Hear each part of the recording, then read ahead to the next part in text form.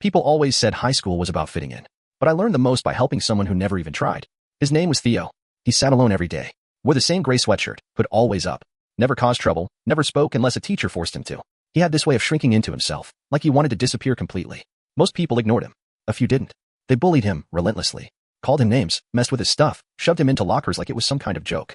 I saw it happen more times than I'd like to admit. I wasn't part of it, but I wasn't doing anything to stop it either. Until one day, someone dumped a carton of milk on Theo's head in the cafeteria. He didn't even flinch. Just sat there, soaked, looking down at his tray. Everyone laughed. That was the moment I'd had enough. I stood up, walked over, and handed him some napkins. Then I sat down across from him. "You okay?" I asked. He blinked, like he wasn't sure I was talking to him. "I'm fine. Doesn't look fine." That was all I said. But I kept sitting with him after that. Every day. It wasn't some big act of heroism. I just talked to him, treated him like a person, asked about his interests. He was hesitant at first, like he thought it was a trap. But after a while, he opened up. Theo was brilliant. He taught himself how to code at 13, built apps in his free time.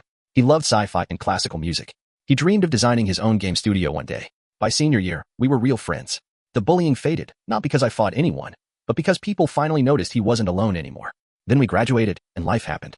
We lost touch. 10 years later, I was at one of the lowest points of my life, burned out, broke, and completely directionless.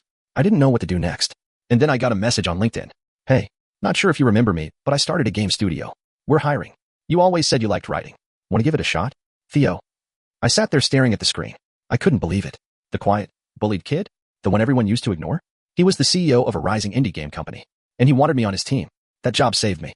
It gave me purpose, confidence, and a second chance. And Theo? He didn't say much about the past. Just smiled and said, "You showed up when it mattered. I'm just returning the favor." Funny how life works. Sometimes, helping the bullied kid doesn't just change their life. It changes yours, too.